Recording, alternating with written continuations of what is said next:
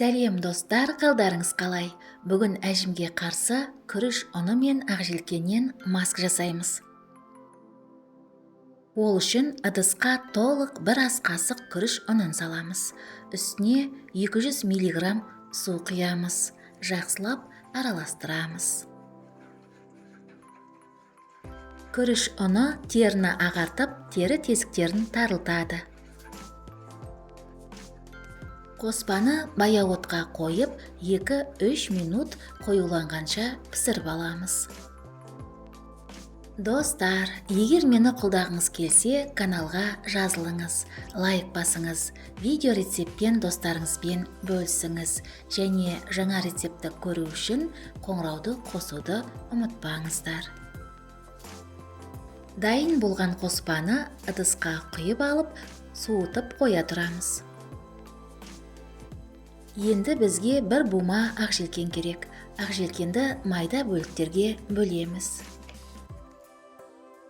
Енді дайын болған ақжелкенді ыдысқа салып, үстіне 150 мг су құйып, 2-3 минут қайнатып аламыз. Ақжелкен теріні тыныштандырады және теріні ағартуға көмектеседі.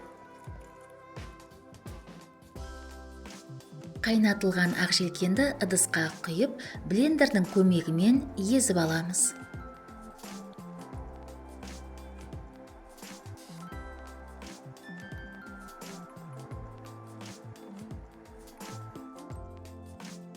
Дайын болған қайнатпаны сүзгіден өткіземіз.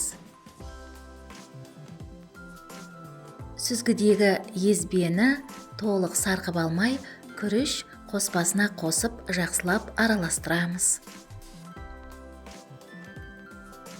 Бұл маска бет терісін ағартуға және беттегі дақтар мен пигменттерді кетіруге өте жақсы көмектеседі.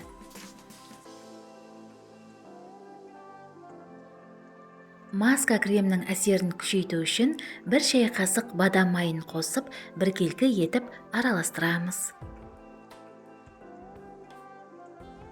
Бадам майы теріні жұмсартып, нәрлендіреді.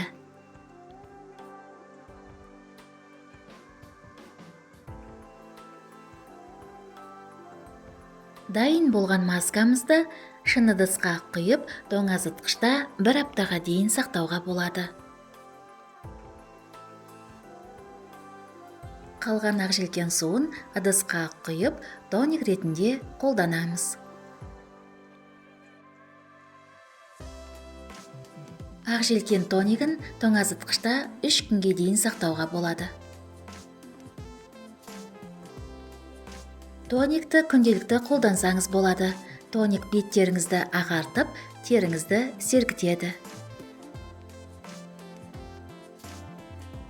Ал масканы аптасына 3 рет қолыңызға, бетіңізге, мойныңызға және декольте терісіне жағып 20 минутқа қалдырасыз. Содан кейін қалған масканы жылы сумен жуасыз. Тоникті күнделікті беттеріңізге сеуіп, ылғалдандырып отырсаңыз болады. Достар, сіздер видеоны қай қаладан көріп отырсыздар, жаза кетсеңіздер екен. Видеоны көргеніңізге рахмет, сізге денсаулық, жастық және сұлулық тілеймін. Келесі кездескенше.